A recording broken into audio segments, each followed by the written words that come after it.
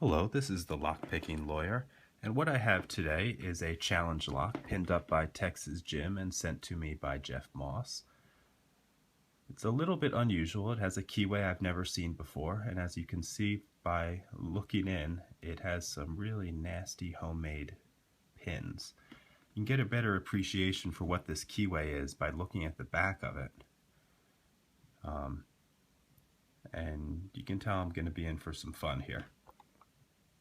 So let me put this in the vise and we'll get to picking.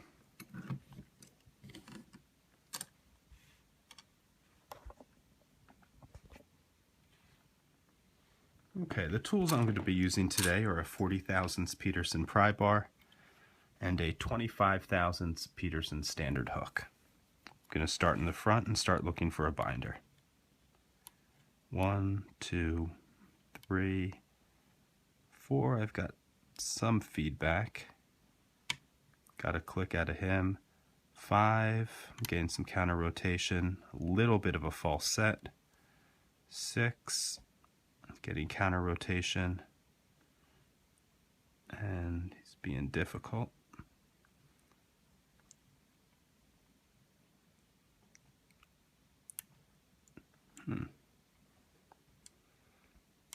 Well, let me go back to the front, I'll come back to him.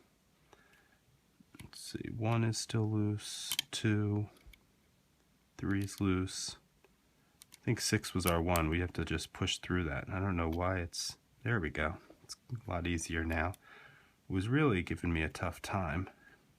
Number 1 seems like a standard spool, counter rotation. He appears set. 2 acting like a spool also.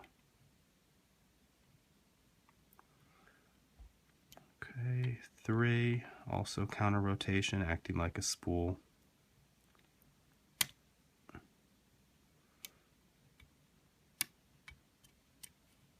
And I appear to have dropped something. Let's check.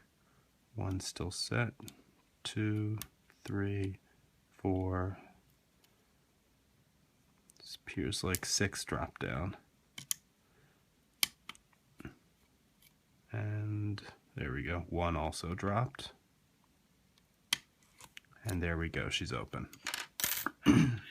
Now I took a look at the key after I picked this. And as you can see, it seems like all of the pins are within a cut or two of each other. So I had an idea that maybe this lock, despite these nasty, nasty homemade pins, would rock open. So I gave it a shot, and let me show you what happened.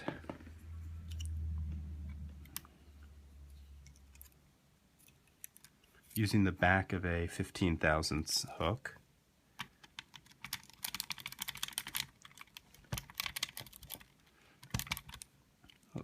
Lost my tension. There we go. It kind of surprised me, but it does it pretty regularly.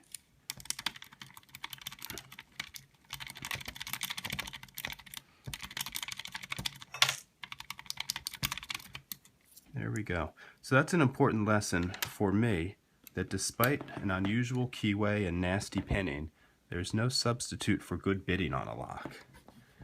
So let me tear this apart. I'll show you what's inside of it.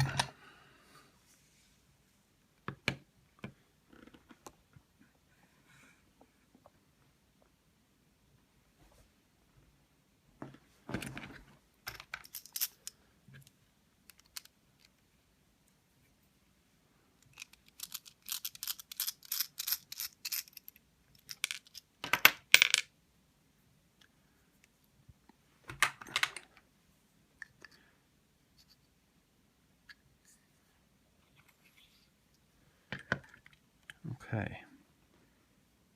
Now I'm looking at something right now. It looks like the core has some threaded cylinders. There we go, focused in on that.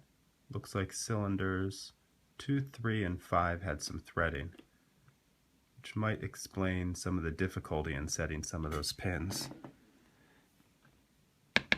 Okay, number 1's homemade serrated, 2's homemade serrated, 3 is homemade serrated. Same for 4, and 5 and 6 as well.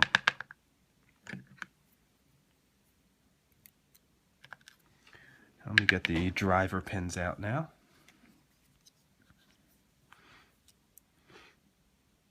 Okay, number 1 is some sort of concave spool.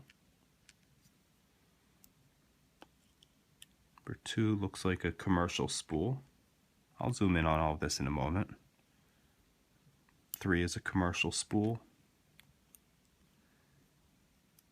4 is a tapered spool.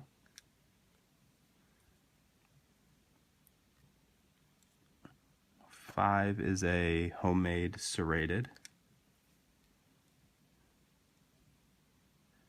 And 6, that was giving me so much trouble, is another commercial spool. Go figure.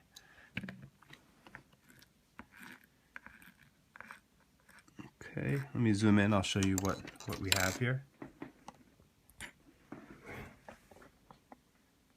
Obviously a lot of work went into this. Great job, Texas Jim, and thank you for sending this to me, Jeff Moss.